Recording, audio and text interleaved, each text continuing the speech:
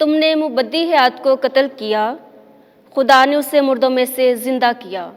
ہمارے لیے آج کی پہلی تلاوت رسولوں کے اعمال اس کے 3 باب میں سے 11ویں سے 26 آیات مقدسہ۔ اس وقت سب لوگ حیران ہو کر اس ڈیوری کی طرف جو سلیمان کی کہلاتی ہے پطرس اور یوحنا کے پاس دوڑے آئے، جہاں وہ آدمی ان سے لپٹا رہا تھا۔ پطرس نے یہ دیکھ کر لوگوں سے کہا، اے اسرائیلی مردو، اس پر تم کیوں تعجب کرتے اور کیوں ہمیں ایسا تاک رہے ہو کہ گویا ہم نے اپنی قدرت یا پارسائی سے اس شخص کو چلتا پھرتا کر دیا ہے۔ ابراہیم اور اسحاق اور یعقوب کے خدا یعنی ہمارے باپ دادا کے خدا نے اپنے خادم یسوع کو جلال دیا، جسے تم نے پکڑوا دیا ہے اور پلاطوس کے حضور انکار کیا جب اس نے اس کو چھوڑ دینے کا قصد کیا۔ ہاں، تم نے اس قدوس اور صدیق کا انکار کیا اور درخواست کی کہ ایک خونی ہمارے لیے چھوڑ دیا جائے، مگر مبدی حیات کو قتل کیا جسے خدا نے مردوں میں سے زندہ کیا۔ اس کے ہم گواہ ہیں اور اس کے نام پر ایمان ہونے کے سبب سے اس کے نام نے اس شخص کو مضبوط کیا ہے جسے تم دیکھتے اور جانتے ہو، اور اس ایمان نے جو اس کی طرف سے ہے تم سب کے روبرو اسے یہ کامل صحت بخشتی ہے۔ اب اے بھائیو، میں جانتا ہوں کہ تم نے یہ نادانی سے کیا جیسے تمہارے سرداروں نے بھی، مگر جن باتوں کی خدا نے سب انبیاء کی زبانی پیشن گوئی کی تھی، یعنی کہ میرا مسیح دکھ اٹھائے گا، اس نے انہیں اسی طرح پورا کیا۔ بس اپنے گناہوں کے مٹائے جانے کے لیے توبہ کرو اور رجوع لاؤ، تاکہ خداوند کے حضور سے تازگی بخش ایام آئے اور وہ اس مسیح کو جو تمہارے واسطے مقرر ہوا ہے یعنی یسوع کو بھیجے، جو ضرورتاً ان ایام تک آسمان میں رہے گا، جب وہ سب چیزیں بحال کی جائیں گی جن کا ذکر خدا نے شروع سے اپنے مقدس انبیاء کی زبانی کیا ہے۔ چنانچہ موسیٰ نے کہا، خداوند خدا تمہارے بھائیوں میں سے میری مانند تمہارے لیے ایک نبی برپا کرے گا، جو کچھ وہ تم سے کہے اس کی سب باتیں سنو، اور ایسا ہوگا کہ جو بھی انسان اس نبی کی نہ سنے گا وہ قوم میں سے نیست و نابود کر دیا جائے گا۔ اور سیموئیل سے لے کر پچھلوں تک جتنے انبیاء نے کلام کیا ہے ان سب نے ان دنوں کی خبر دی ہے۔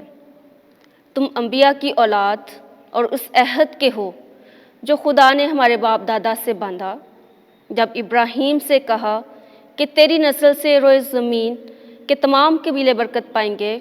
پہلے تمہاری ہی خاطر خدا نے اپنے خادم کو زندہ کر کے بھیجا کہ تمہیں برکت دے، تاکہ تم میں سے ہر ایک اپنی بدیوں سے پھرے۔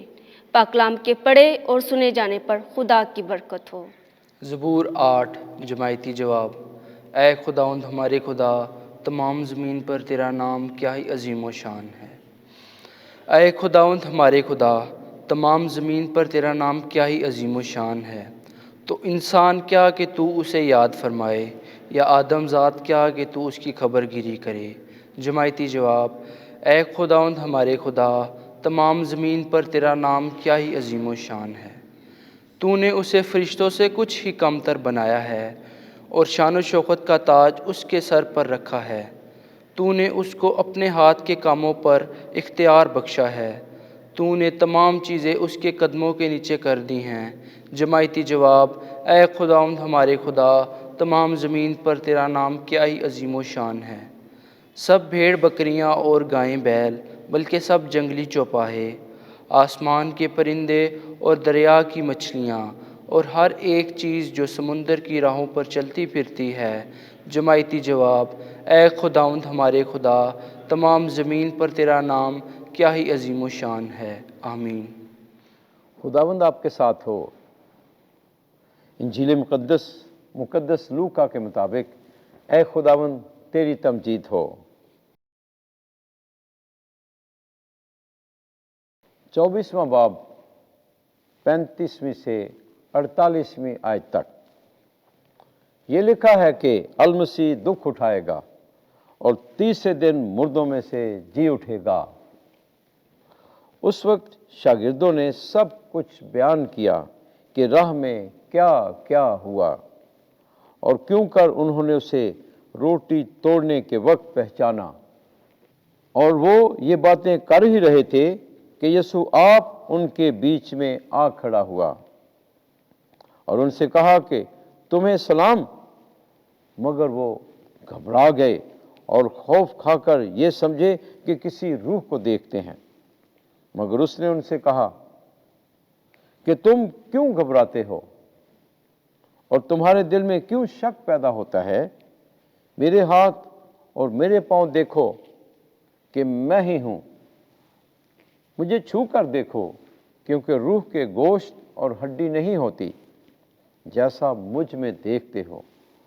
اور یہ کہہ کر اس نے ان کو اپنے ہاتھ اور پاؤں دکھائے۔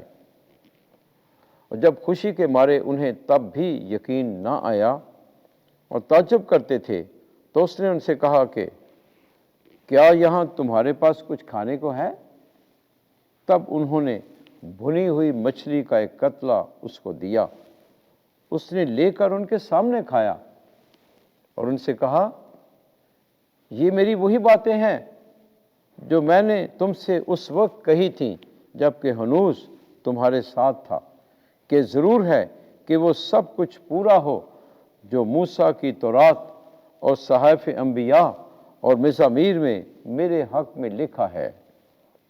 تب اس نے ان کا ذہن کھولا تاکہ نوشتوں کو سمجھیں، اور ان سے کہا کہ یوں لکھا ہے کہ المسیح دکھ اٹھائے گا اور تیسرے دن مردوں میں سے جی اٹھے گا، اور یروشلم سے شروع کر کے سب قوموں میں اس کے نام سے گناہوں کی معافی کے لیے توبہ کی منادی کی جائے گی۔ تم ہی ان باتوں کے گواہ ہو۔ انجیل مقدس کے وسیلے سے ہمارے گناہ معاف کیے جائیں۔ اے مسیح، تیری ستائش ہو۔